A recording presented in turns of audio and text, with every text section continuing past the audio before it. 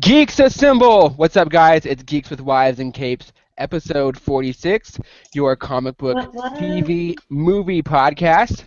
I'm your host, Casey, and I'm here with three co-hosts tonight and a guest. We have Will Elizondo. How's it going, Will? What's up, man? How are you? How's everybody doing out there? I'm good. I'm just gonna strangle my 2-year-old, but other than the Please don't do suspected that. child abuse, we're good. It's not a good thing. It's tough being a parent. I can't imagine. I don't know how you and Chad do it, but I. You know what? I He's got could. one kid. I don't want to hear he's got one. Hey, still, I commend you both for being dads, and you seem like awesome dads. So I'm gonna just bow a little bit to you because. Well, thanks, Will. Yeah, I'm not looking forward to that anytime soon. I'm not that good of a dad. You know what though? Being it's tough, but then my 8-year-old today was the last day of school. Brought home all straight A's.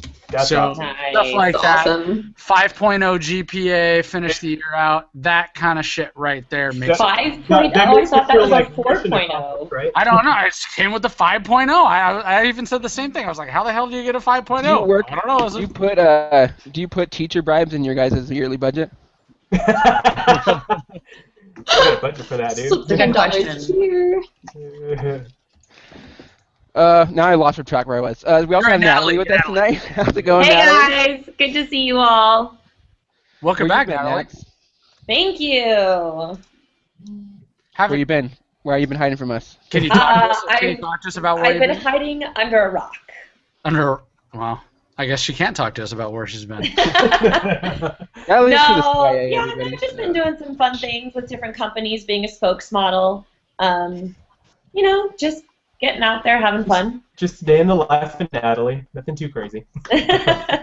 Oh, to be a pretty girl. I would have a Well, much better job. There's someone that That's took a that lie. description tonight, so we'll introduce her in a second. Finally, we have Chad Osuna. How's it going, Chad?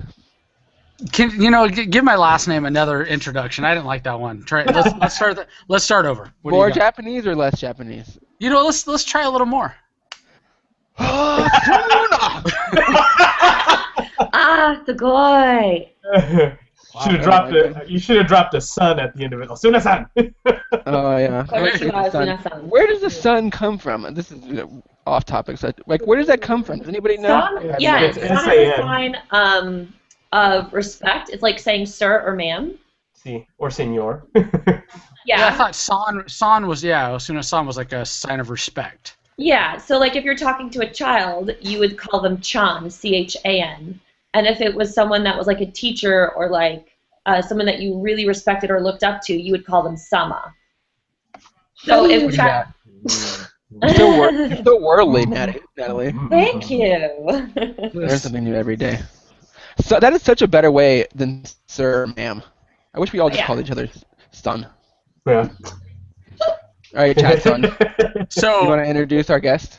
yeah. So I first I got to give an introduction because she deserves an introduction. WonderCon was a long con, right? Well, I mean, we were all pretty was. hyped. Yeah. And so this is Sunday afternoon. I got 3 kids. I've been dragging around the con for a few days here. And as we're walking out, my daughters go, we want to go take a picture with her.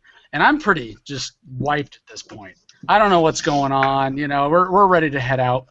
And we run into this cosplayer that has, that I'm like, okay, let's go take a picture. That's, one more. I've already done about 3 million over the weekend.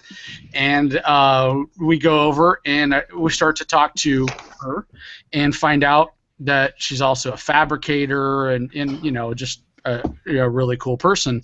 So we've been able to develop a relationship with Alicia over the past month or month and a half or so. She's been on our website and everything. And then finally on our podcast, Alicia Bellamy, Vert Vixen. How are you, Alicia? I am amazing. Thank you. Yes, it deserves like a round of applause. Yay! Thank you, Chad. I'm fantastic. How are you? Good. Yay! Thank you for that amazing introduction. So, like I said, I mean, that was really what drew me in. I mean, obviously, working cons, like Will knows, like Natalie knows, we deal with especially a large con like that, literally thousands of people, you know, I mean, interviews and everything, and for the end of the con, for your fabrication, everything to really draw me in, it was a big deal, and you know, I've been almost obsessed with your art and everything since then. Why don't you get us started and kind of talk about what got you into cosplay? Obviously, we have a little bit of interview on the website, but we haven't had a chance to really talk to you. You're an artist yourself, everything. Give us a little rundown on Alicia. Oh my God, a little rundown. Yeah. I'm just gonna say this, that I'm kind of a person that's all over the place. But I love it. Yes, as Natalie knows. I mean, art has always been a part of my life, and I work as a 3D artist in video games. So video games have always been a part of my life. And the first time, not excluding like being a child, but the first time I cosplayed was when I did a succubus for World of Warcraft, and it just like. It was over. It was over. It was so much fun to be in costume, be at a convention, and get all of that positive attention from all those people. And it was just a truly amazing experience, and it got me addicted. So that is, I guess, I mean, I'm more of a rundown on me. I am trying to become more of a prop maker and fabricator. I'd like to open up my own prop making business eventually, as well as promote myself as a cosplayer. So I guess that's kind of me.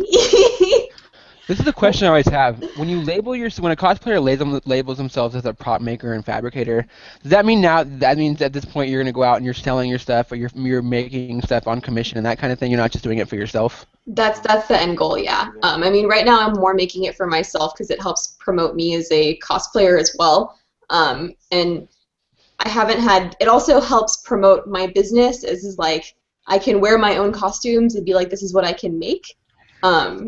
So, yes. Are cosplayers finding that this is becoming like a legitimate form of business now, where there's enough demand out there that supports so many different artists to be working on projects all at the same time? It's hard to say because I'm just starting to dabble in commission stuff right now. So that's actually really difficult for me to say, but I do follow a bunch of prop makers. One of them specifically is Bill Doran from Punish Props, and he's mentioned that surprisingly there's actually not a huge amount of people that are actually making these props. So currently there's a high demand for them, but that, you know, as cosplay becomes more, you know, as people cosplay more and want to get these replica props more, it's going to, I mean, it's going to diminish eventually. So I think too, in the cosplay world and with the people who are making things, is sometimes they're not the most business minded. So yes, they'll tell you, I'll get you your product in 3 weeks, but it might take them 6 weeks. And there's not also a lot of seamstresses or fabricators out there that can put out a really good product. You're going to say nerds aren't reliable? I'm not just saying humans aren't reliable, and sometimes when people are really artistic, it's hard to count on them sometimes to get a really good product out in a timely fashion. So if you happen to be someone in this industry who can fabricate and or sew and get something out that's an excellent product in a timely fashion, then you probably could have a very successful business. Yeah, yes. For sure. Yeah, it's definitely, I mean, as an artist myself, I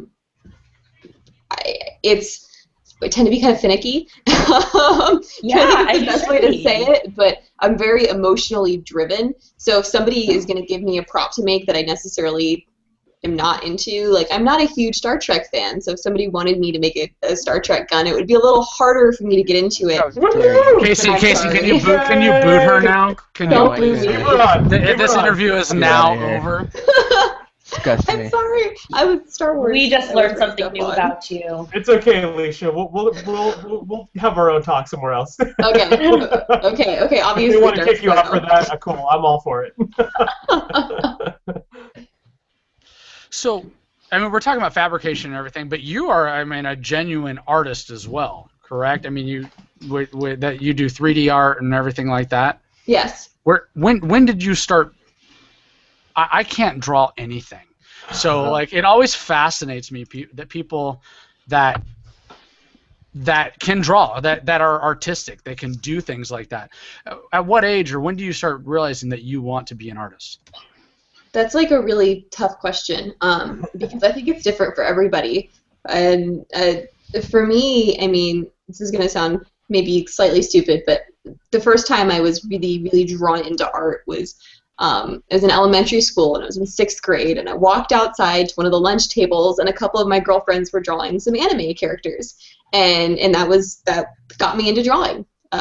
I have stacks like this thick of like Inuyasha and and Yu-Gi-Oh drawings and Pokemon drawings, and that's what got me into drawing specifically. And I've always been a very artistic and creative person, so that's just kind of developed since then. And I took art classes in middle school and then high school, and it's kind of just become a part of my life. But I know that there are some people that haven't realized that they've wanted to make art until later in their life. So it depends on the person and what's really has inspired them to get going.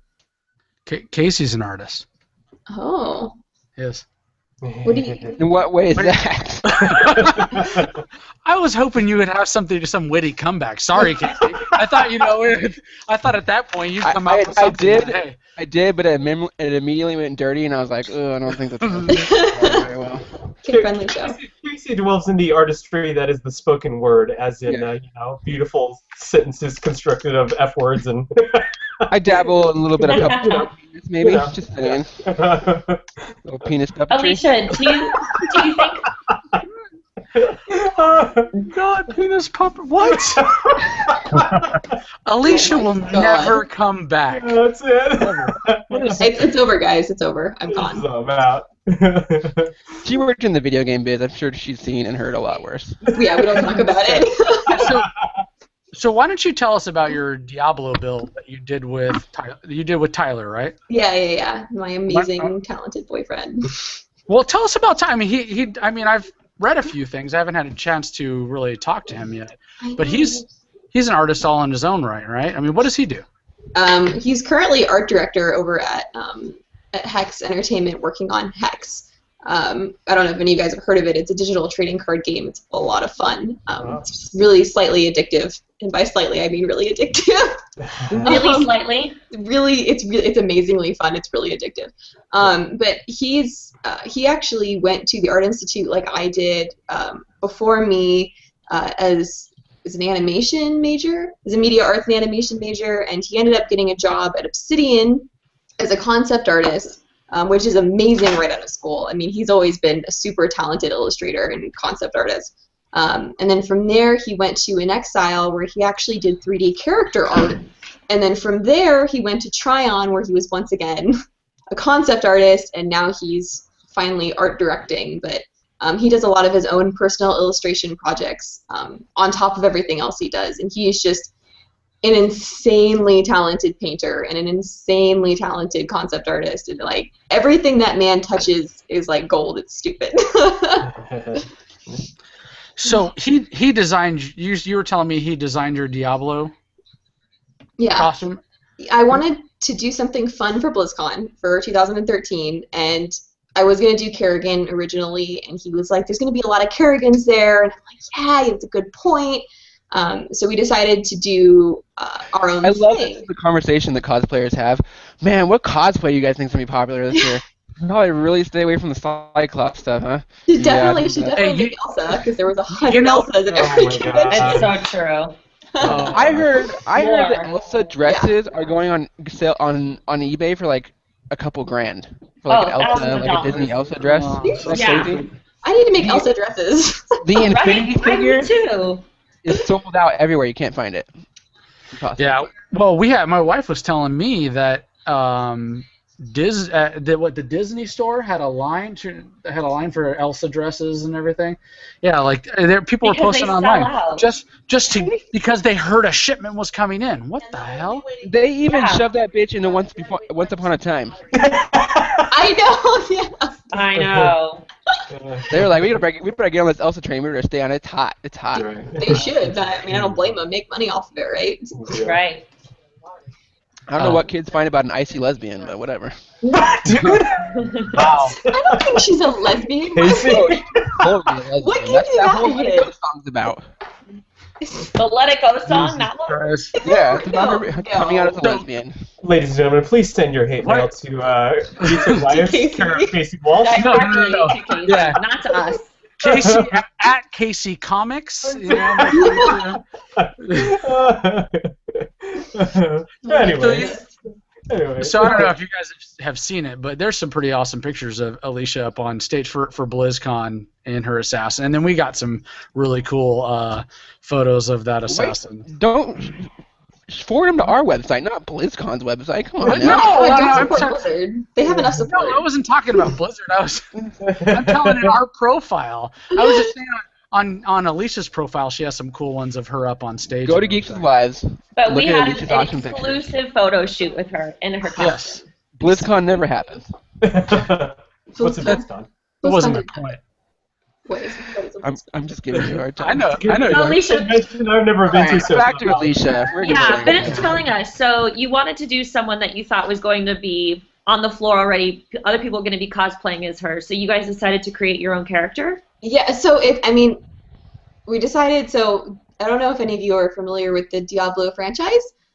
Maybe not. Okay, so That's another podcast. okay, sorry, comics. Anyways, the Diablo 2 was a game that he and I both really loved. And when Diablo 3 first came out, it didn't really reach the Diablo 2 level. I'd say it has now. But so basically, we wanted to take a character that we loved playing from Diablo 2 and bring it and upgrade that character for Diablo 3. So we chose the assassin from Diablo 2, and Tyler gathered reference photos and everything he could from the original assassin and came up with this beautiful and amazing illustration of what the assassin would look like from Diablo 3. And that is where the design for the costume came from.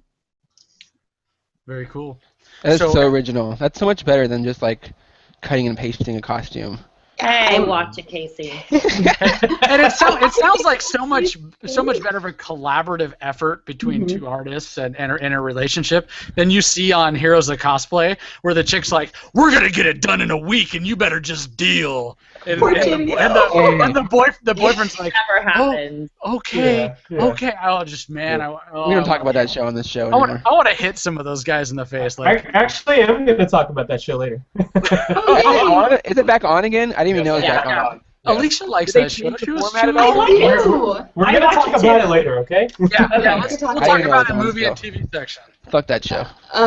So- Wow. How long would you say it took you to make your Diablo assassin costume? Because Like- that's a very detailed costume. like 5 to 6 months. And I even had Tyler in the garage helping me carve bevels on that costume because all of the detail work on all of the bevels is actually expanding foam. And I don't know if you guys have worked with expanding foam, but it comes out in like giant thick bubbles of death.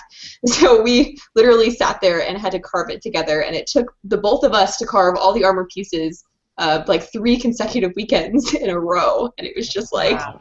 I will never do that again. So you didn't put that into a mold. You literally used the expanding foam, let it expand in its package, took it out, and then started carving each piece individually. No, we actually sprayed the expanding foam sticks to things on its own. So we actually just sprayed the expanding foam on top of the already forged armor pieces, and then so basically we had these thick, like foamy trims on everything, and then we had to go in and hand carve all of the bevels and the spike detail and the breastplate detail and all that kind of stuff.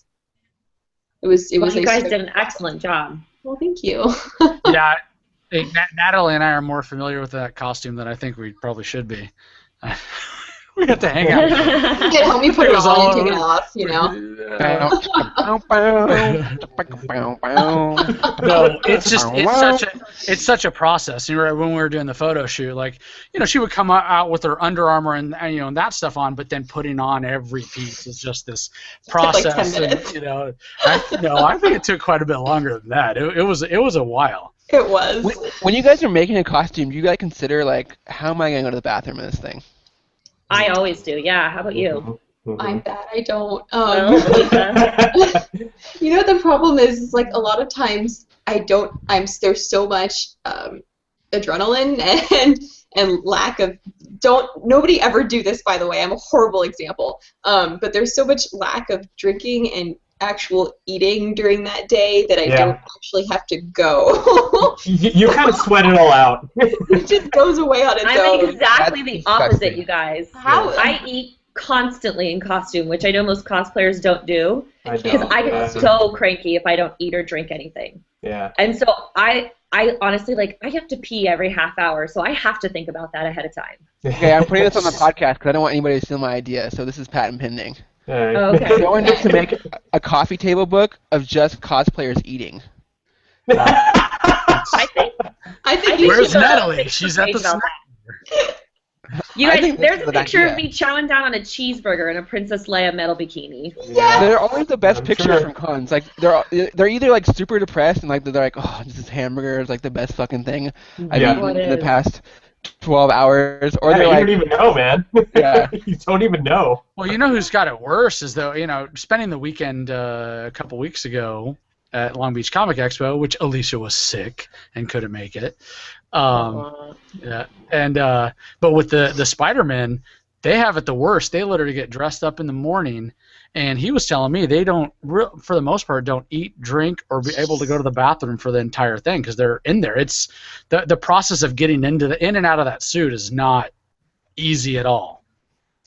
So I was like, I'm hanging out with Luke for most of the weekend. I'm like, so you don't? I mean, how do you go to the bathroom, dude? He's like, I don't.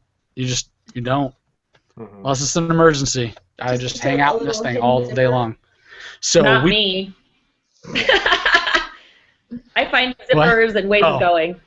If I have to get nude in that bathroom in the convention center, I'm You going. do it. Yep. Yeah. I do. So, well, by the time it hit Saturday night, we took him out to dinner, and the guy was wiped, like passing out, almost passing out, and Yeah. hungry. I mean, he was just wiped. So yeah, it's for anybody who thinks it's just dressing up, it's not. did he eat like Kobayashi and was just dipping hot dogs in water and putting like 10 down at a time? Have you gotta see pictures of that guy. There's not an ounce of fat on him, so no, he doesn't. He didn't. Dudes with their shirt off. I swear to God, what is with you this week? That's true. That's true. I was tweeting out a lot of half-naked men this week, wasn't I? Oh yeah. Oh, Yeah. It's making me feel funny in my man parts. I'm comfortable in my sexuality. That's an announcement for later in the show, Casey. All right, so we gotta ask Alicia what we always ask a cosplayer when we have her on the show. Uh-oh. What if you had unlimited funds and resources? What would be the cosplay that you would create? Oh, yeah. Oh yeah, War from Darksiders. Baby. What's that? Oh my God. Google it. He But I is, wanted Go ahead. he's like one of the four horsemen. I'm totally taking your answer away. He's one of the four horsemen. He was in this game called Darksiders, put out by Visceral. I believe it was in 2006. I'm sorry. By who? Who was it put out by? Was it not Visceral? It's Vigil. Oh, Vigil. I'm sorry. I forgive you. I like Alicia. Did you work for them? So much better now. No, I'm correcting you. I wanted to work for them. That was my dream company when I graduated. I did a couple 3D pieces specifically geared towards that game, and then the company died, so that didn't happen. Sad face. Now, I hear Darksiders is still alive and well, though.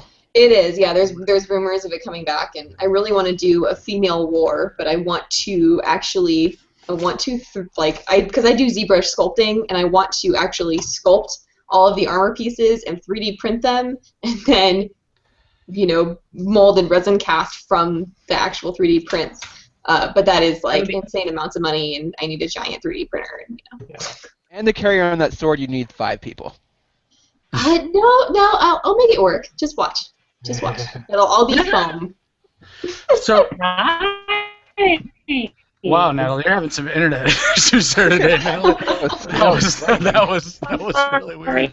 So before we move on to the next segment, you're going to be participating with us on about a monthly basis doing Cosplay Corner. And why don't you give us a little tease on what you're working on for your first one? What is kind of going to be?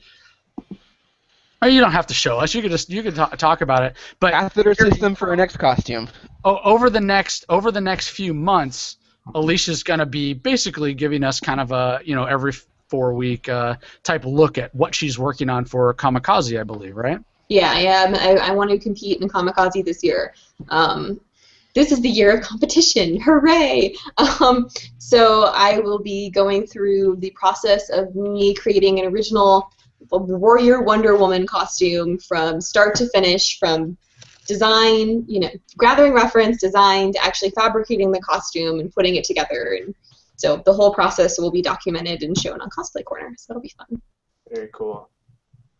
Very fun. So are you gonna design it yourself, or wait, am I giving stuff away that's not supposed to be said? No, I am. Okay. Yeah, I think the first Cosplay Corner, I think we talked about, or at least I mean, it's up to her, but I think is going to be her designing and are you gonna has to go through that process and stuff. design it yourself? You're not gonna pull it from like Injustice or like one of the comic Well, books? it's going to be based off of the Injustice costumes. Specifically, the Regime Wonder Woman is the one I'm basing it off of. But I'm changing things up because there are certain things that I do and don't like about the design. So I'm going to create an original based off of the Injustice Wonder Woman Regime Injustice. Something tells me the movie people are doing that too. I still like to make it better. I still like the design I sent you the other day, but yeah, it's not right though for what I'm doing. It's a cool design, but it's not. It's not. I don't know. I think it's not my design. Take it personally. No, I don't take it personally. Jesus. Good times. That's a good way to segue into comics, I guess, huh? Yeah. Sure. So I guess we'll talk about the group comic first. Did you guys all read it? Did everybody read it? I did. I did. Were you guys talking about it earlier when I came in? You guys were talking about it? No, we weren't talking about it specifically. We were just talking about who read it and who didn't. Okay, so I picked the comic I picked this week was from Dark Horse. It's the #1. I like to pick #1s for this kind of thing because I think it's the easiest way to read a comic and it kind of introduces everybody to it. So it was called Eye of Newt. Oh my God! I'm so sorry. Ringing? I'm sorry. It wasn't me. Just kidding, Alicia. Okay, so the comic was Eye of Newt, #1. So what did you guys think? Will, you want to go first? Oh, you always ask me first. Well, you're first in the line. You're first in the little queue boxes on here. I won't get spoiler happy like last time when I reviewed a comic. I don't know. There's not really very many spoilers. It's kind of weird. You know what? I liked it, man. Eye of Newt was definitely a very, I guess you could say, to me it felt very old school fantasy, like Dungeons and Dragons, with the characters. The comic, from what it looks like, centers around a wizard and a boy who's about to go on what they call his trials to become a future wizard. And so, very Star Wars, huh? Oh, yeah, maybe. Right? so we really get to see some cool insight to how this particular who wrote the story on this. I'm sorry, I didn't really get the name of the person who wrote the story, but their version goes pretty deep into what specifically an upcoming wizard has to go through to get to wizard status, and there's different things like there's a staff and there's a trial and a big journey they have to go on. It's kind of like a rite of passage, I guess. So I really like that it had a really old school, like medieval, like I said, Dungeons and Dragons feel to it. I really like the artwork. It was really cool. Even the way they did the panels all had these cool outlines, so it just looked very, cool. I don't know. What did you guys think about it? Michael Hagu. He did the script, art, and cover, so he did everything. Okay. Yeah. Awesome. Yeah. Natalie, thoughts? Am I glitching? Can you hear me? Am I glitching? No, you're good. You're good. I really liked it. I felt like it was a Star Wars meets Harry Potter comic book. Yeah. I thought the first couple pages were a little ADD when he was like, "Oh, I'm daydreaming about something like dragons," and his wizard, higher up was like, "Hey, pay attention. Oh, by the way, we're riding a dragon." And you're like, "Oh, wait. I thought they didn't exist in this world." But I loved the artwork. The artwork looked like watercolor to me. Yeah. That's very cool. Yeah, I think that was definitely the highlight for me as well, was the artwork. Yeah. Mm-hmm. And I think the scatterbrainness kind of fit the character very much, as he's just kind of like a weird kid. Because he's pretty young. Yeah, no, I liked it. Didn't they say something like he's like one of the youngest people ever to go through the trial or whatever? So I guess if you were like 10, you'd be kind of scatterbrained about all that kind of stuff. So I think it Yeah, played in well to the overall story. It did hook me with the other characters though. That little, that like little elf character was like, oh yes, the witch was here with her apprentice, and you're like, oh, Yeah. wich? There's more I want to know people. more about them. Yes. Yeah, fuck those 2 other wizards. Yeah, screw them. Screw them. Spoilers. Spoilers. There's 2 wizards. We don't like them. Alicia, did you get a chance to read it? No, I went to download the PDF and it said it was corrupted. Oh, my bad. I'll send it to you after the show. It's a beautiful Okay, book. thank you. I appreciate that. Sorry, Chad, did you get a chance? I did not, but I read some other things. But Oh, you know, okay. I was just researching something while you guys were talking about, and all I really kind of came back to was fuck those 2 wizards. So great. Sounds great to me. I'll read it later. That snapped you out of it. Honestly, you don't have to read it. Just scrolling through the pages and looking at the art and the panel structure and all the kind of like different environments and creatures that are involved, it's totally just worth just a gander. It looked really good on paper. Unfortunately, Yes. we get PDF stuff. So, but yeah, Yeah. it's a really beautiful book. And knowing that one guy did it, I have a feeling that it's going to be few and far between. Oh yeah. It said there's only 4 issues too, right? It's like Yeah. 1 of So 4. maybe he did them all in a big Yeah. chunk, and we don't have to wait that long. But Yeah, that'll be cool. we'll see more of that. We'll keep an eye on it as it comes out. It comes out June 18th, so next week. So if you're hearing this on Sunday, it'll be out on Wednesday. Yeah. On my dad's birthday. Yay! Happy birthday, That's a present to get him, Dad. Natalie. I'm gonna get him. I have Newt. I have Newt number Yes. one. All right, Chad. Since you said you read stuff this week, you can start. I won't make Will go. Okay. What'd you read? Okay. What'd you read or watch, or what's going on in your life that has to do with superheroes and such? We'll do watch. We'll do watch afterwards. Right. This is just comic section, right? We're just.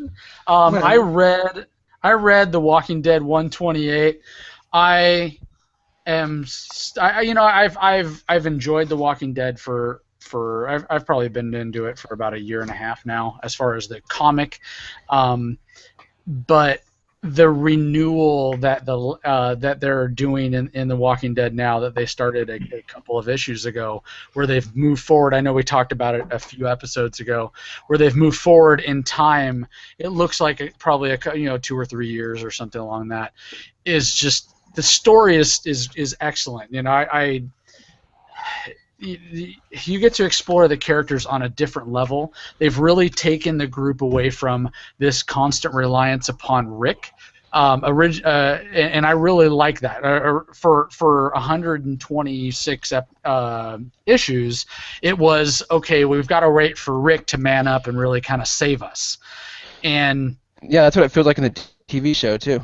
yeah, and the TV show as well. And now Rick is an older. I mean, he's battle destroyed. I mean, he's a hobbled, almost handicapped older man at this point. When I say older man, he's probably in his 40s, maybe early 50s. But this world and all all these different battles and everything have just basically broken him. But he's now this wonderful leader of the group and has developed. They have really developed this infrastructure to a town and trade and everything. And he's finding a way to lead that and lead everybody in that, rather than do it through fear like Negan did for a long time. But I'm really enjoying it. They've kind of gone through and shown what they've done over the last couple of issues. But something's going to happen soon, and I'm really excited. More excited than I was for the All Out War storyline. I really like the way this comic is going. I think it's just a great rebirth, and it'll be great for. I mean, if the TV show obviously will continue for several more years, I'm sure. A&E will bleed that thing until it's 20 seasons, and it's still getting people, getting viewers. But this gives them a real good way to continue that and not just have Rick Grimes and other people be the focus of it. Good. I hate Rick Grimes. I I also hope they kill him off in the TV show. shut your mouth. And it was great because actually our buddies at the ETMF podcast, who you just did a podcast with recently, Casey, you did an X-Men podcast.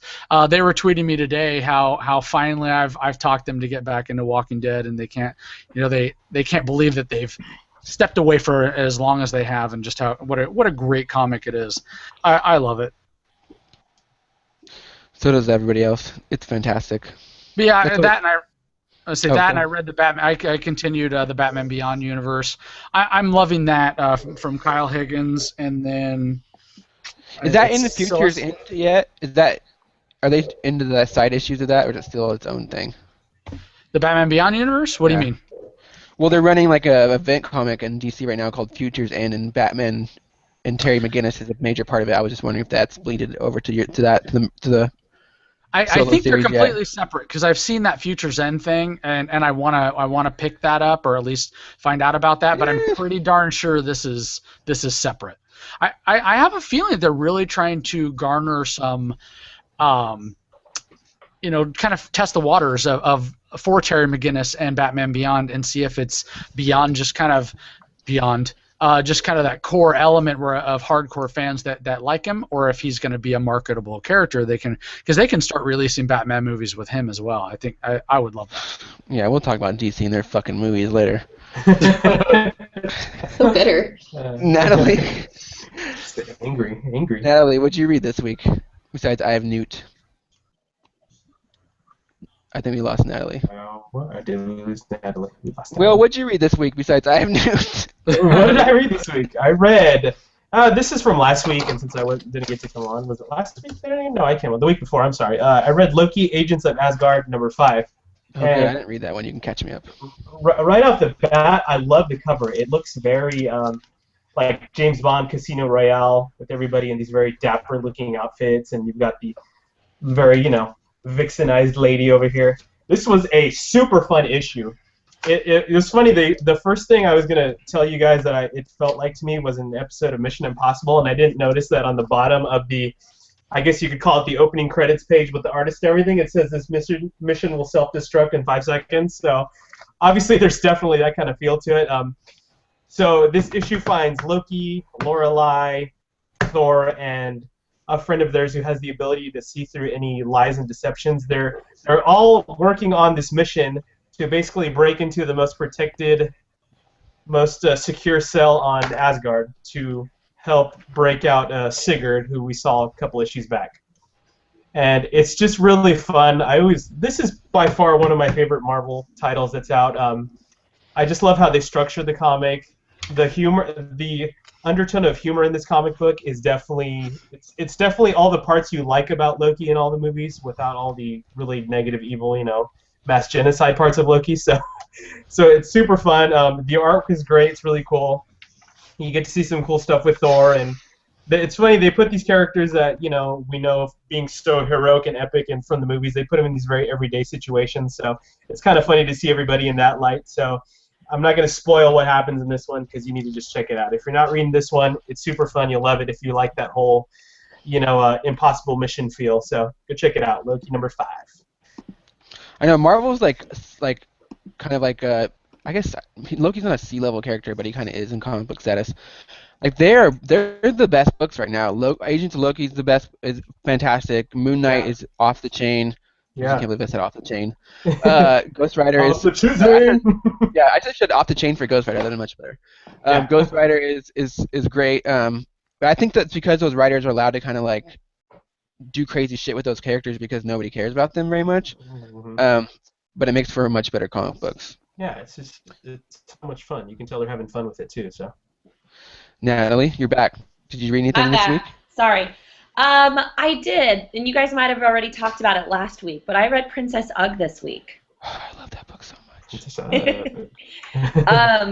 The artwork is different than a lot of the artwork I would choose to read when it comes to comics. It was really gritty, almost like kind of dirty feeling, but I really liked it. I felt like it really lended itself very well to the storyline and the characters that we were meeting. My number one complaint about it was... Don't you dare. Go ahead, Natalie. My number one complaint was I just found it really hard to read Princess Ugg's language when she was talking. I had so much trouble understanding what I was reading, and I even tried to read it out loud, And people around me were like, "What are you reading?" Because they couldn't understand. I had to me. read it out loud. I had to read it out loud and kind of in that what Irish or whatever the accent's supposed to be. I can't even try it. But yeah, it took me a minute to kind of. I had that same complaint as well, Natalie. So you're not the only one. Yeah. So, but other than that, I'm really excited to see how the two vastly different princesses kind of either come to know each other, and like what kind of happens from there. Wouldn't it be great if she just cut off her head? Yes. Oh god, that'd be so fantastic. You know it's not gonna happen though, but that'd be awesome. No. She's gonna learn some great lessons, I'm sure. Good stuff, guys. That was fantastic. Is it my turn now? I'm gonna go really quick because we have very little time.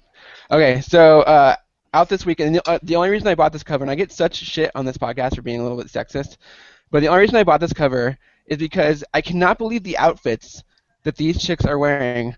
Look at Emma Frost. How does she keep her shirt on? I'm gonna give you guys another look at this. What is going on there? Like seriously, come on. That's not even a shirt. Hold on, Casey. I gotta click on you so I can. That's That's her mutant power. Hold it up to your screen so we can see. Here we go.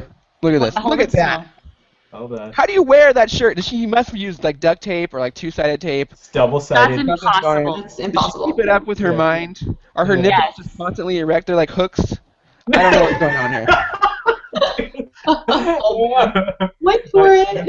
I don't even know. Our female audience just dropped to 0. Thanks. That's right. I'm just astonished sometimes at the comic book. I mean, the way females are portrayed in comic books, and it kind of it irks me a little bit. Like, come on now, that's insanity.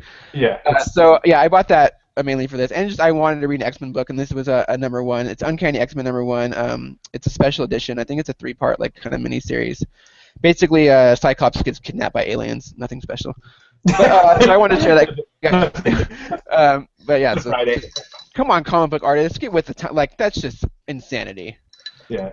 Also out this week, I haven't got a chance to read it because I've been super busy, but I really want to read it because this is the one good thing about Disney buying Marvel is we're gonna get these kind of new IPs, if you will, Alicia, where Disney will get to kind of stretch their storytelling prowess in a medium they haven't got to before. So we get a kind of a Disney book called Figment. And this is kind of being billed as like the comic book from the minds of the Imagineers. I love this character Figment, by the way. That's awesome. Are you familiar with this, Natalie? I don't know anything about that comic, but Figment is a character that has existed in Walt Disney World and one of their attractions for years. Yeah. Oh, see, I had no idea. Please enlighten me.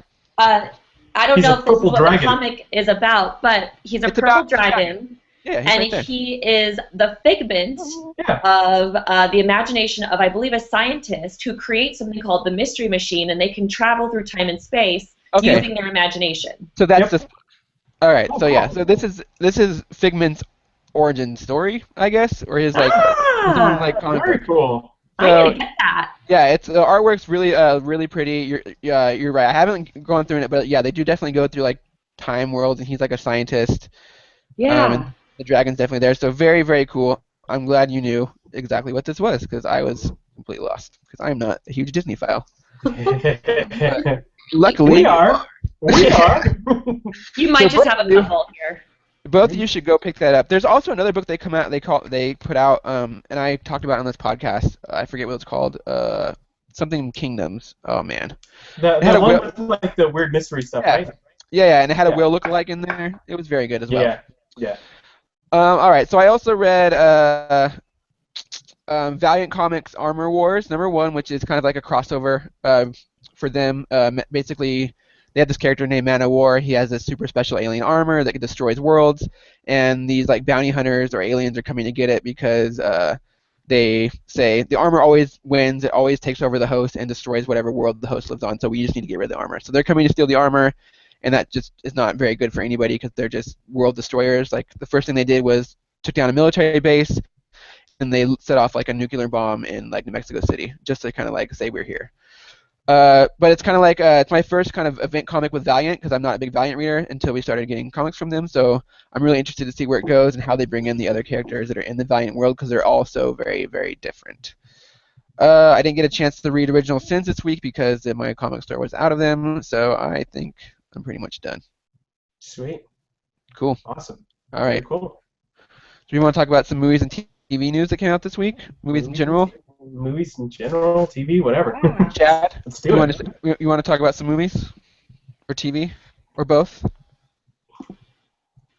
Well, I want to talk. Yeah, I mean, the only one that I have besides what you have on the show notes, I'll let you kind of lead that. But was the Birdman movie? What was the full? It's Birdman or what is the full title of that thing? Yeah, Birdman or the Unexpected Virtue of Ignorance. This is a movie I've kind of heard about that's happening for a while.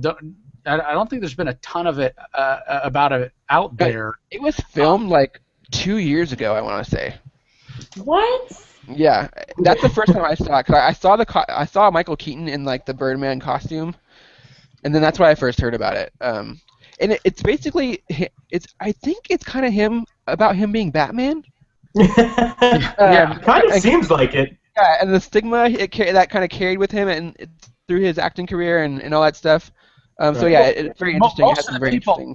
Most of the people in it have played in superhero movies. I mean, so you have him, and then you have I didn't even look up the names, but you have Edward Norton, and then what's her name from Spider-Man? You have Emma Stone, who was in Emma Stone. There's several other people. So all these people that come from the world of superhero movies are in it, and it's supposed to be this dark comedy. It looks, at least from the trailer, we have the trailer up on the site right now, it looks hilarious. What did you, Alicia, are you still there? Yes, no, maybe so. Maybe. She got bored. I'm sure she'll be back. But what did you guys think of the trailer? I was really confused because what were you? Why don't you tell us? I know nothing about Birdman, and knowing you guys, Birdman's not real. Okay, not I was real. like, He's is like this based on a comic character in the or a movie. game Yeah. or something that I have no idea? But I mean, because that's there what they is made a it Birdman, but it's not the same Birdman that they're talking about in the movie. I don't think it is. But that's what the trailer made it seem like. So I didn't know if it was in the world that they were living in. Birdman was something that he had done in his past, and they were bringing it to the theater. But the tagline for it seemed kind of cool. Yeah, the idea is that he's almost playing himself, from the Batman movies, but it's Birdman, so he's not really Michael Keaton, but his character, or he played this Birdman character in the past, and his life, it was huge at the time, and now how he's dealing with it. How like the voiceover of it as we used to be the biggest thing, and now we've come to this, and it's just really kind of how they're all kind of dealing with after that euphoric high of being this, the ultimate superhero. Where do you go from there? It looks very interesting. It definitely has got some big names to it, so it's going to have that working for it. It definitely has that very like dark, kind of quirky, offbeat comedy, kind of a la Wes Anderson style. If you like his movies, it's probably something you would like. So I'm definitely interested to see. I've always liked Michael Keaton, especially obviously from Batman, and he was pretty cool in the new RoboCop. So I will definitely be excited to check it out and see what it's all about, especially because it seems like it's kind of playing with the kind of poking fun a little bit at the superhero genre in a way. So I'd watch Michael Keaton in the gay porn, so I'm all for this movie. Casey loves Michael Keaton. We'll just leave it at that. I always love what Casey comes up with. So. Yeah, right? But yeah, that fight scene with him and the fight scene and Ed Norton's like in his underwear, and I'm like, dude, what's going on? Otherwise known as the sex scene. Yeah, he like narrates himself. He's like, "Oh, I'm gonna block your SWAT." Like it's like. Yeah. Yeah, it looks very interesting. It looks pretty funny. Did you got a chance to watch the trailer, right, Alicia? Yeah, I did. Yeah, I remember.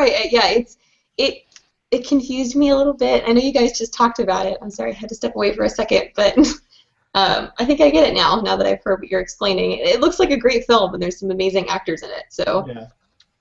I'm stoked about this movie. I think it's a Fox Searchlight, so it's not a big movie. It's not going to be some big budget blockbuster. I think we're definitely going to get something where maybe we haven't seen Michael Keaton do in a very long time. Just really, I mean, he had such great roles in the past. Right. It just with Mr. Mom and and stuff way back. The Money Pit? He was in the Money Pit, right? I mean, just all those great roles he used to have. And after Batman, he did. I mean, he was Batman from then on, and that's all everybody wanted to see him in. And this, I think this will be great. Do you think that this was kind of written and pitched as a, hey, this is what I used to do, and this is kind of what actors go through when they have this, ebb and flow of having a great career and having a great part, and then all of a sudden they're like, well, I'm still known as that. I want to relive that, but how do I do it? Yeah. Yeah, especially being a dark comedy. I have not looked in to see who wrote it and everything yet. We will as it gets closer and really talk about it. But yeah, it really seems to be kind of a take on that industry and someone's snarky take on what it can create. Right. Interesting. Cool. What else is going on, you guys? You guys see the Dumb and Dumber trailer? Oh my god. No. Me too. It looks dumb. All right, I was a huge fan of the original Dumb and Dumber, and I really just I don't even know like how they came up with the story of the movie. It just seems like they were really grasping at straws to put another Dumb and Dumber out there. Like, all right, let's just think of the most outlandish, off-the-wall story about Lloyd and Harry, and we'll throw it in there, and everybody will love it because it's been years since the first one came out. My issue is it sounds like they're running over the same jokes. I think that's a problem that a lot of these like comedy sequels do. And they're like, oh, we'll just do the same joke in a different form, and everyone will think it's funny. And it's like a callback. No. I don't want that shit. But just like action movies of the 90s and stuff like that, haven't we really kind of grown past that? And I think that's like Adam Sandler movies. I mean, he'll make them for $3 million and then make 25, and that's why he keeps making them. But they're terrible. And most of us who used to watch, every single one that came out can't stand them anymore. I mean, is that the same thing where we think about when we think about this movie? Like, hey, it was a lot of fun in our youth. I never really cared for it, but think about those type of comedic movies, and then now they just don't play out.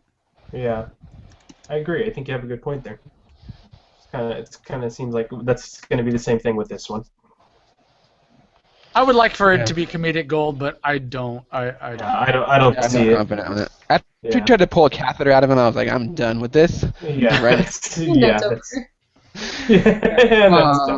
So, are you guys familiar with? Did everyone watch the E3, or any of you guys care about E3? I know some of you. I'm really upset that I'm not going. I'm not. Yeah, same here. I know both the ladies were supposed to go, or at least Alicia was supposed to and didn't go, right? Yeah, I got a pass because I'm in the industry, and I just didn't go because I haven't been feeling well. And the last thing I want to do is, I would have gone. I know, but I would have had to. You had to take my ID, and they were checking IDs with. I would have cosplayed as Alicia. I'm Alicia. Oh, you could have just worn your rogue wig, right? I guess that would have worked. I would have been able to pull it off, you guys. I totally could have pulled it off. Yeah. I know. You could have got some real coverage. You realize that once the nerds hear that I had a badge and I didn't go, there's going to be some rage. I'm sorry, guys. I've been really sick and I've been dealing with stuff, and the last thing I wanted to do was be in a huge group of people. Yeah. Sorry. So had you went, you would have seen the terrible Batman game. Probably. And then you would have heard about. That's just an inside joke between me and Chad. Then you would have heard about Powers, which is a show about a Michael Bendis comic book about a world of superheroes and the cops who kind of have to like manage them. And the reason I'm excited for this show is because it has literally been in development for, I want to say, 10 years. Wow. It's bounced around from network to network. It was piloted. They had a pilot. They were shooting a pilot for FX. It was ready to go, and then it got pulled all of a sudden. And I'm really excited to finally see it back behind, or see it coming to PlayStation, I guess, which is kind of weird. This whole like gaming console TV thing is very strange. So I'm interested to see where it goes. The concept art looks very cool. What do you guys think about another superhero-inspired TV show? Mind you, from the mind of Brian Michael Bendis, who has brought us, some of the best comics ever written.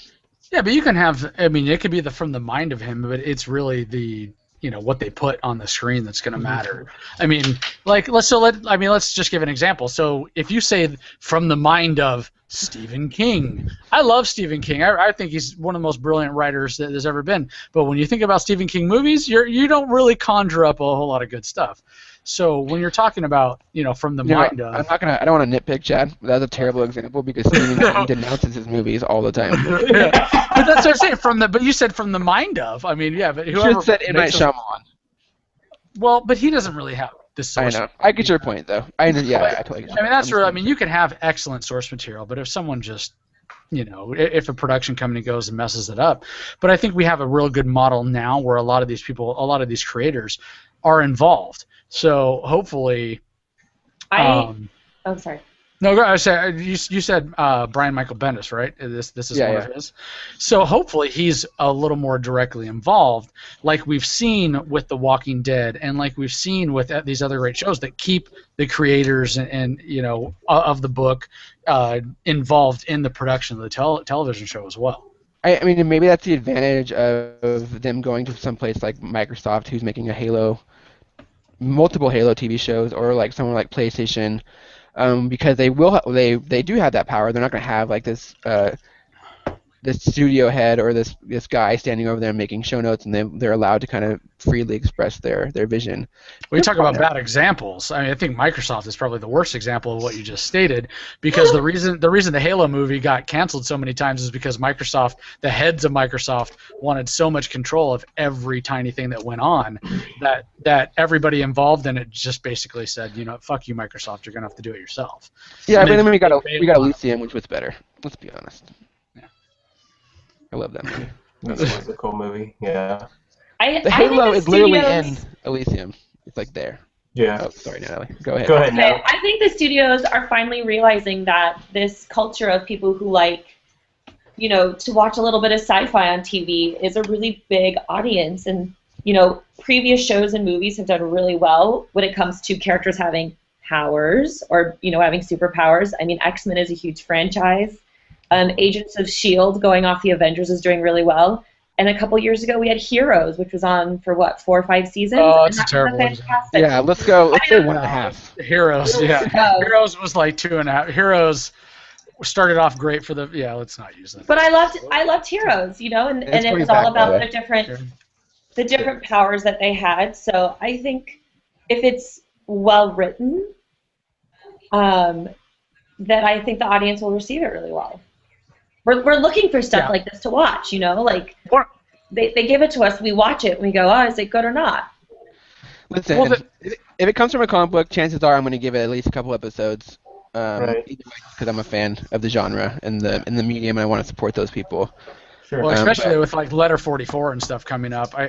But one of the best stories I've heard about the difference in Hollywood or in production today was Kevin Smith talks about it a lot of the time, to where execs would call him in because he had done movies, and he would tell them, hey, do you want to write a script? And they would ask him to write, and this is 10, 15 years ago, and he would say, there's these brilliant guys that wrote the comic book. Well, no, those are comic guys. We don't want idiots like that. So that really the mind. The culture has changed so much that they don't look down on comic book writers and stuff as lesser than anymore. Sure.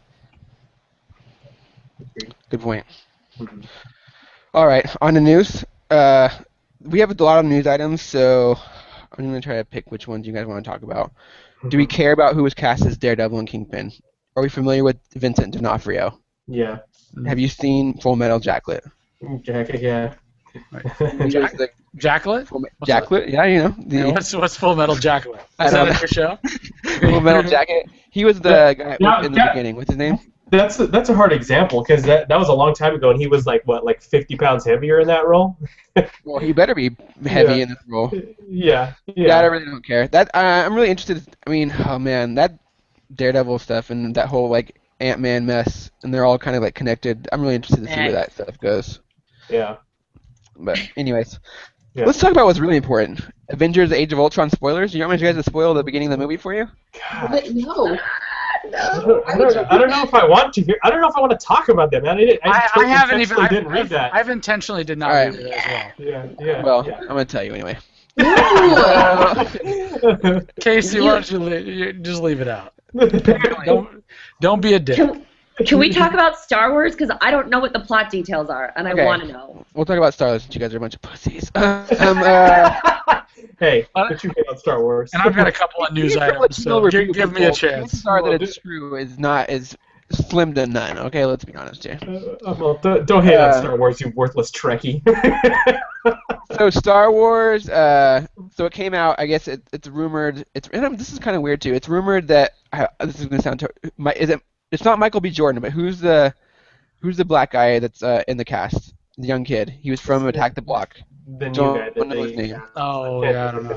I don't know. Apparently, he is the star. He's like the lead star of the movie, and the movie revolves. Oh, Natalie! And the movie revolves around him, and he is not a Jedi. He doesn't become a Jedi, but he will follow a similar story to Luke. How? I hope not. Don't ask me, people. My name is not J.J. Abrams. Okay. So basically, Disney needed to get a black character because every character has been white except for Lando, and they had to go PC with this one. Is basically what you're saying. Yeah, and also, I mean, to further that fact, is the villain is supposedly a female, is a Sith Lord as well. So that's kind of okay. So that brings up our Twitter conversation. Yeah, that's where the conversation came That's from. where the Twitter conversation to where Casey informed all of us that being a Sith makes you ugly, apparently. It gives you an ugly heart. Yeah, it just different on the from inside. face. It makes you an ugly person, Chad. Sith are not nice people. Whereas Thenceforth, they're ugly on the inside or outside, no matter what they look like to the eye. And then your examples were so ridiculous. Well, look at Anakin. Anakin was burned in a volcano. Exactly. Bad example. Example. He went from a light side to the dark side. He turned ugly. He was burned and made into a cyborg man. The way Darth Sidious. When he was wait, let me finish.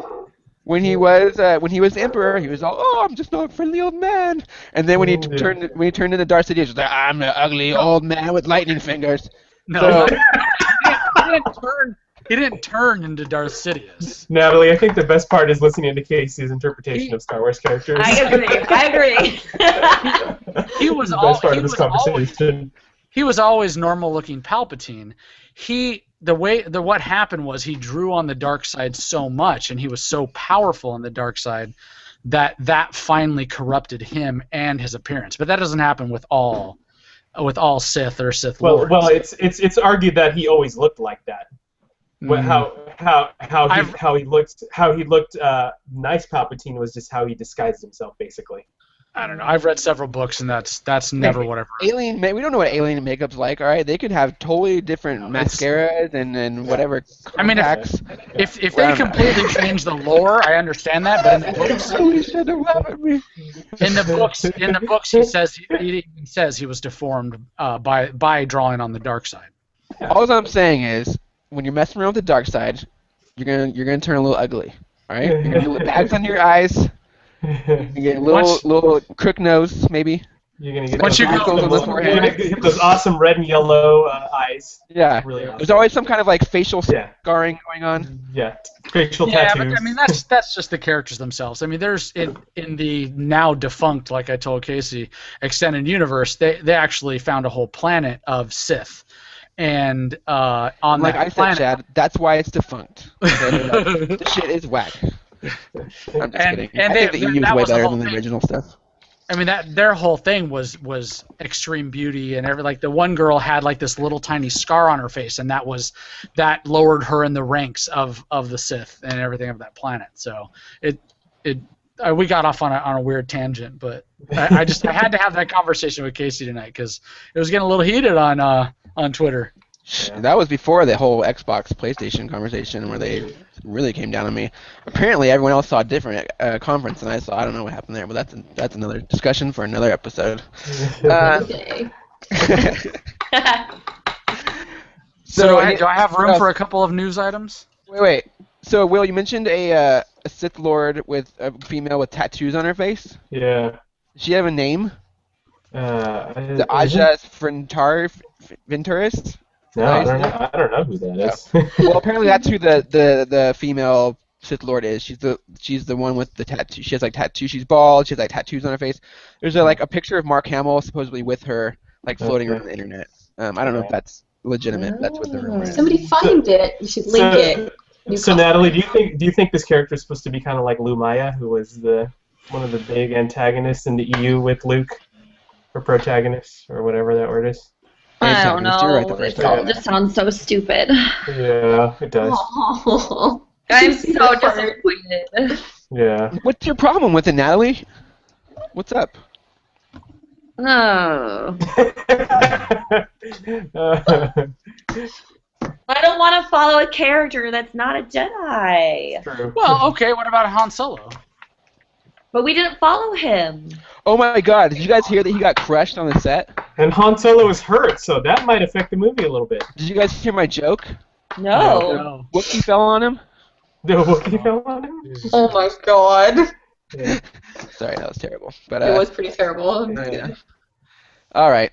So yeah, Wookiee fell on Han Solo and he got injured. So Fractured his delayed for a ankle, little bit. right? Yeah, that sucks. I don't know. Oh. I'm not a doctor.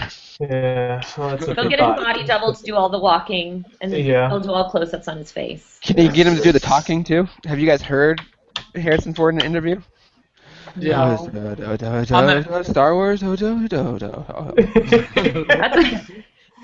have ripping to out the find impersonations tonight. Man, His- Mr. Walsh is on point. Yeah. his best interview is on the Nerdist, and he makes Chris so uncomfortable, and he even talks about it like on later podcasts about how he just thought how terrible it went, and he just finds out later that that's just his shtick. He just treats everybody like the grumpy old man because he loves fucking. He's just so old and so tired of everybody. He just loves fucking with people at this point. That's awesome. Yeah. All right. I think that's it for the news. Unless you guys have anything. Oh, they're canceling Fantastic Four. Yeah. That's because Marvel's dickheads. They don't want. What did you use? You Fox had to something make about any money off of it. RoboCop. Was it just the RoboCop release? Oh, I just saw the movie and it was okay. I mean, it's fine. It's I not liked as good as it. the original one.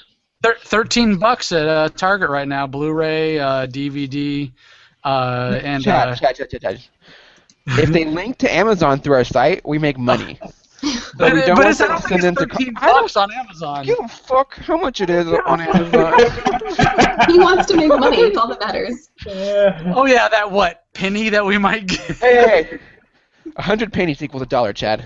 That's $1 closer to our goal. What is your goal? I don't. Yeah, what is our goal? At least a penny. There? Yeah. At least two All right, pennies. I've got a couple of news items.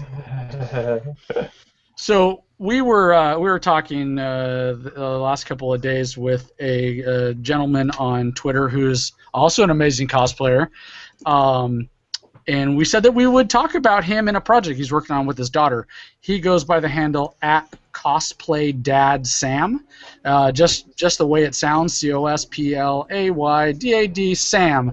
And on his Twitter, there is a link to a Lego project that he and his daughter are suggesting to Lego. They actually have like 3,000 something supporters. You go on, you click it, you say I like this idea, and then if I think they get like 10,000, Has to get 10,000, yeah. yeah, 10,000, Lego will consider it or will actually do a build for it, and it's the 66 Lego Batmobile, and he went and put it together with the Batman and Robin in it, and actually I think drew the Batman with a smile. He describes it on the link, and it's really cool. Like he went and made it the 66 Batman, and it's really really cool. And he did it with his daughter Tiz, who I will not even try and pronounce her real name. He tried to show us how to, but that's her nickname. He said it's easier. But Sam and Tiz. Sam and Tiz, it's great. Everybody go check it out. Just check him out on Twitter, CosplayDadSam, and he has all the links there. We'll put a link in the show notes. Just go by there, and really all you have to do is click support this idea. It's really, really cool. Just so you guys know, this is the real thing, and this is how we actually got the oh god, I'm gonna fucking ruin The this. Ecto-1? Yeah, there you go, the Ecto-1. So someone made that in their garage They submitted it to Lego and it got 10,000 votes, and that's how they put it into production. So this will really happen. I fully support this little girl and her dad. It's a perfect replica. I do not see. In fact, I would be surprised if Lego already does not have this kind of in the works. I thought it was a build. I thought it was already right. Until I read the story. I was like, wow, this is really cool. That's my only thing. I'm a little worried. A little scared that they already have this like in the plans. But they should totally give his dad and his daughter credit anyway. Yeah. And their cosplay, holy mackerel. Yeah. It's like a sound wave. It's amazing. Oh my god, I thought it was a toy until then you look at the other picture with him with the helmet off. I thought he was the legitimate Soundwave toy. It's pretty amazing. So that, and then I have one other piece of news. So my wife who won't join, well, she's gonna have to come on a podcast sometime. At some point, Chad. Well, I just looked over at her and ooh, that look I got. Ooh, that's the look that'll peel paint off the walls. See that black spot I on don't Chad's know what. forehead? I used to be married. I know that look. And so we had our first meeting for Geeks for Courageous Kids. We talked about this last week, sitting down with a Ronald McDonald House and kind of trying to see where this is going to go and what's going to happen and everything. And it looks like it's going to be a real thing. And hoping, we obviously we need to start our little pilot stuff, try a couple of things, but really hoping that we start this as a partnership with the Ronald McDonald House Charities, to where it could be a pilot program where people our Geeks contributors in other states and other cities can go into a Ronald McDonald House and say, we're doing this in LA, and then the lady that we're working, actually not LA, Orange County, and then we're going to start working with people at the Los Angeles and Long Beach and all these bigger areas. She's already said that if this ball gets rolling, I'll just call my counterparts in the other cities that you guys would like to start another program like this, and we'll just get it started. So, I mean, they already have the foundation, and this is really a cool way for us to get involved. Now, for those of you that don't understand what the Ronald McDonald House does, is for children that are hospitalized for long periods of time, sometimes they have to travel to those hospitals. They have to travel, let's say that I live in a rural area and the hospital that deals with pediatric cancer is in Los Angeles. Los Angeles is one of the biggest areas for pediatric cancer. And they have a Ronald McDonald House that's entirely funded by donations and everything there, that's like 6 or 7 stories tall and houses X amount of families. I don't have all the numbers yet, but even the one here in Orange County, Ronald McDonald Mansion.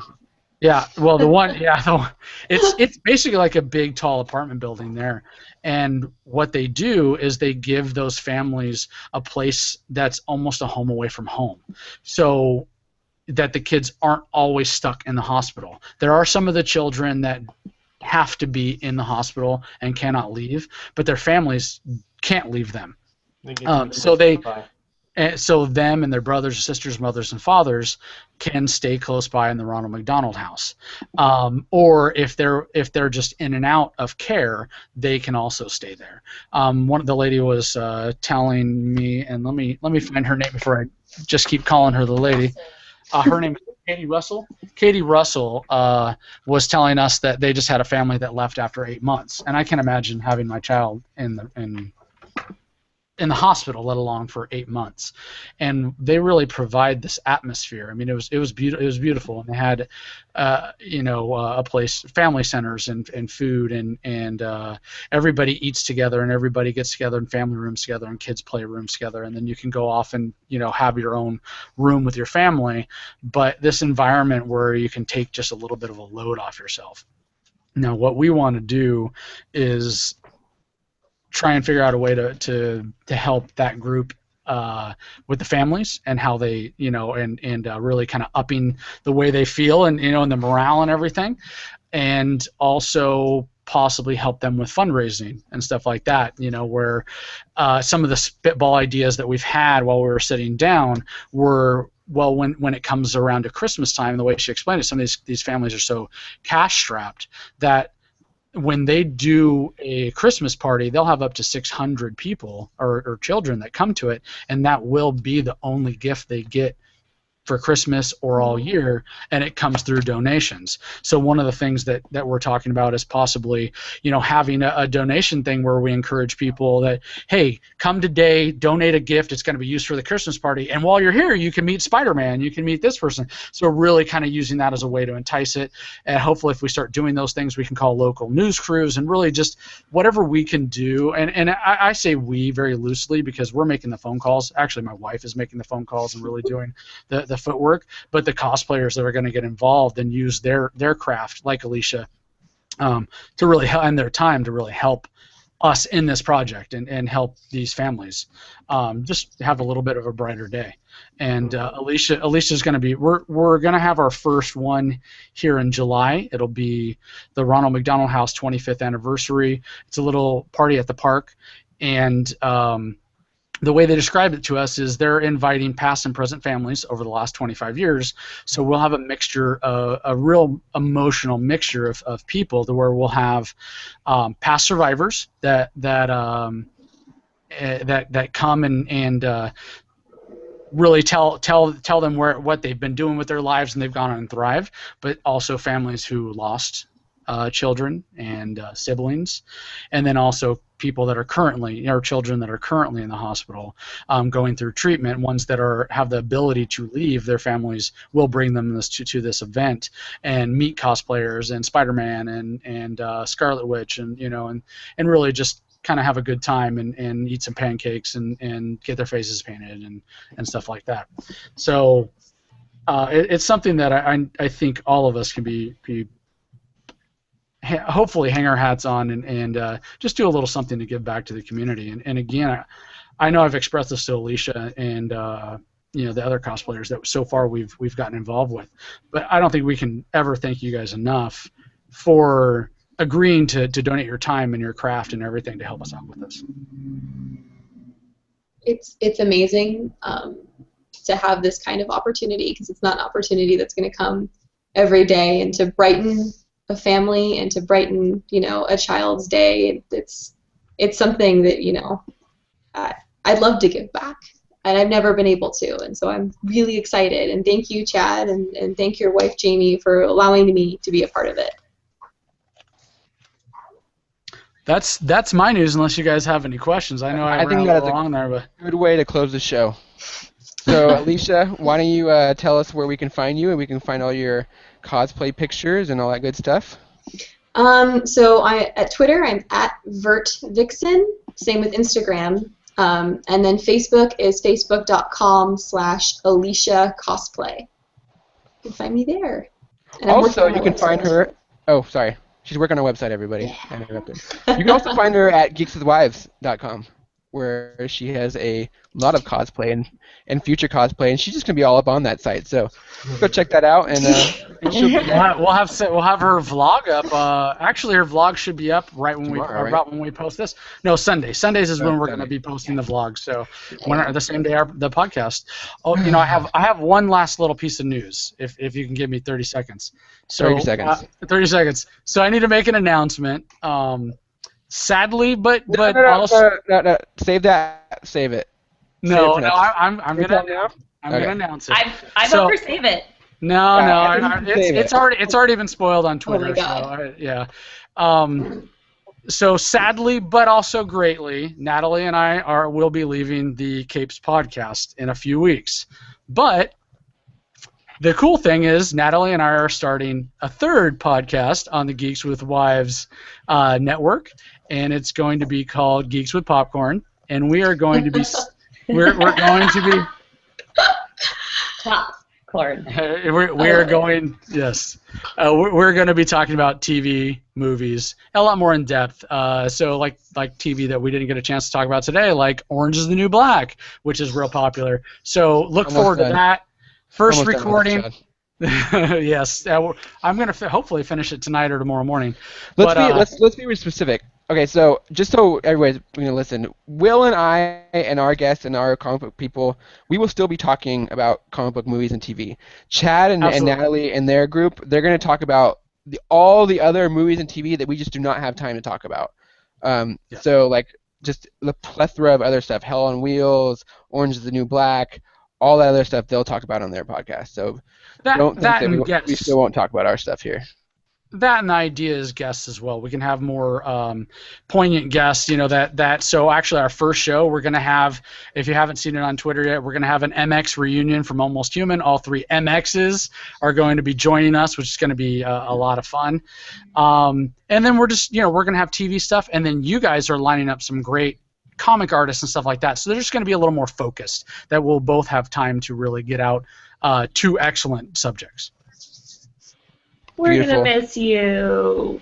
Well, we're not going to miss you. Get the fuck out of here. All right. So mean. On that note, I'm still sad about it and don't want to talk about it, so let's move on. on that note, I'll say goodbye. You guys can find me on Facebook.com/official Natalie Atkins, on Twitter at, oh my God, what's my Twitter handle, you guys? Oh my gosh, Princess Natkins. Yeah, there you go. We are going to miss you. I was just kidding. Don't be mad. Rude. I won't miss you.